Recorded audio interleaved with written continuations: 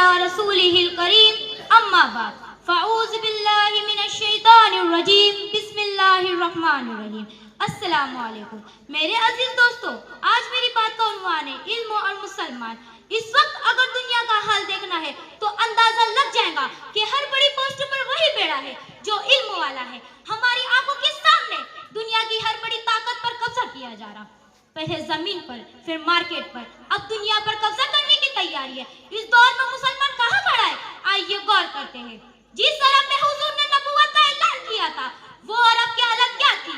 जहालत का लेवल यहाँ तक कि लोग इंसानों को बाजारों में बेच देते थे, नंगे होकर काबे का तवाफ करते थे, अपनी माओं के साथ जीना करते थे, बच्चियां पैदा होने पर मातम करते थे, बच्चियों को जिंदा दफन करते थे। जब एक साथ इतनी बुराई हो रही थी तो जरूरत थी कि एक ऐसा काम होता जिससे तमाम बुराइयों का खात्मा होता। किस किस पर मेहनत करते, एक एक करके बुराई दूर करते तो वक्त निकल जाता। इसलिए हुजूर ने फकत एक उन्वान पर मेहनत की और इतनी मेहनत की कि पूरा अरब बदल गया। और पर उन्वान था इल्म, एजुकेशन। इतना इल्म दे दिया कि शराब पीने वाले कलमा पढ़कर दाखिल इस्लाम में हो गए। आवारा मिजाज के लोग निगाहें झुकाकर चलने वाले बन गए। एक अरब ने आदमी का बोलबाला कर दिया, एक अरब ने आदमी का बोलबाला कर दिया। क्या नजर थी जिसने मुर्दों को मसीहा कर दिया। इस्लाम की पहली आयत एजुकेशन के लिए थी। हमने दुनिया को पढ़ना सिखाया, कलम हमने दी दुनिया को, लिखना हमने सिखाया। आज हमारा हाल क्या है? BUMS के आगे क्या हम निकले? टीचर बनने वालों के आगे कोई कलेक्टर बना, वकील बनने वालों के आगे कोई जज बना, पुलिस भर्ती, इंडियन आर्मी, नेवी, एयरलाइंस या फिर इंडिया के किसी बड़े बिजनेसमैन में मुसलमान का नाम आता है? याद रखना, जो बोझ होता है उसे मार दिया जाता है। कीड़े दो तरह के होते हैं, एक मक्खी, एक कीड़ा रेशम का। मगर देखो, मक्खी बोझ होती है इसलिए उसको मारा जाता है, रेशम के कीड़े से फायदा है इसलिए उसको पाला जाता है। आज हम बोझ बन गए हैं इसलिए कहीं पर हमारा नाम नजर नहीं आता। अगर आप कहते हैं मुसलमानों के साथ एजुकेशन फील्ड में भेदभाव होता है, मुसलमान होने की वजह से मेरा सवाल है, APJ अब्दुल कलाम इस नाम पर ताजुब आज तक क्यों नहीं हुआ कि उसने लोगों की परवाह किए बिना इतना इल्म सीखा कि मिसाइल सिस्टम इंडिया को दे दिया। दुश्मन जानता है मुसलमानों में फिर से कोई कलम पैदा ना हो, इसलिए उसने तुम्हें मोबाइल में, व्हाट्सएप में, फेसबुक में, स्नैपचैट में, इंस्टाग्राम में उलझा कर रखा। बाकी बच्चों को तो नशे ने, बीड़ी, गुटखा, सिगरेट ने बर्बाद किया। हमें प्लानिंग के साथ बर्बाद किया गया, हमें खबर तक ना हुई। हमारे सोने का आलम यह है कि बेफिक्र होकर सो रहे हैं। डाल दो अपने बच्चों को उर्दू मीडियम में, पहले से लेकर 10वीं तक उसको पढ़ते आना है, पास हो जाएगा।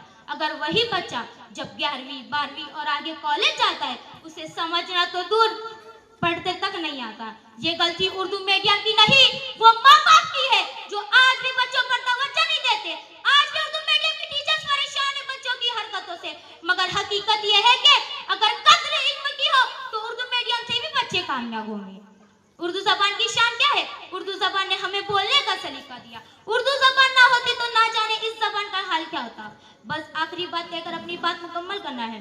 खुदा के लिए एजुकेशन पर ध्यान दे। बेटियों की शादी में खर्च करने से अच्छे कि बेटियों की तालीम पर खर्च करें। इस्लाम बुज़दिल नहीं है कि लड़कियों को एक कमरे में कैद कर दे। अगर लड़कियां हिजाब फातिमा और नीची निगाह साथ में माँ बापों की मेहनतों का एहसास कर ले तो उम्मत को बहुत कुछ देंगी। हमें हमारी बेटियों को फकत किचन तक नहीं देखना है। इस्लाम कहता है जज की कुर्सी पर बैठने वाली इस्लाम की बेटी चाहिए, मुस्लिम औरतों की डिलीवरी करने वाली लड़की मुस्लिम डॉक्टर चाहिए, हमारी माँ बहनों की सोनोग्राफी करने वाले हाथ किसी मर्द के ना हो, सोनोग्राफी करने वाली डॉक्टर, रेडियोलॉजिस्ट मुस्लिम लड़की चाहिए। आज IAS करके कलेक्टर की सीट पर बैठकर पूरा जिला संभालने वाली मुस्लिम कलेक्टर चाहिए। आज दुनिया कह रही है बेटी बचाओ बेटी पढ़ाओ, मगर इस्लाम ने तो 1400 साल पहले बेटियों को जिंदा दफन होने से बचाया। और सैयदा आयशा सिद्दीका जैसी खातून को मेरे नबी ने मोमिनों की मां बनाकर इतना इल्म दिया कि उम्मत को रास्ता बताने वालों में सैयदा आयशा का नाम आता है। अफसोस का मकाम में लड़कियों के लिए एक मुकम्मल मदरसा नहीं जहां पर उम्मत की बेटियां आखिर उम्र तक दीन सीख सके, ना ऐसा मुस्लिम कॉलेज है जो बच्चियों को आगे तक ले जा सका है। हमारी बेटियां या तो पढ़ नहीं पाती या फिर गैरों के कॉलेज का रुख करती है जहां पर उसे किन चीजों का सामना करना पड़ता है, आइए दिन आप देखते होंगे। आज अगर मैं माँ बाप से सवाल करूं कि बेटियों के लिए आपने क्या सोचा है, तो माँ कहेगी मैं तो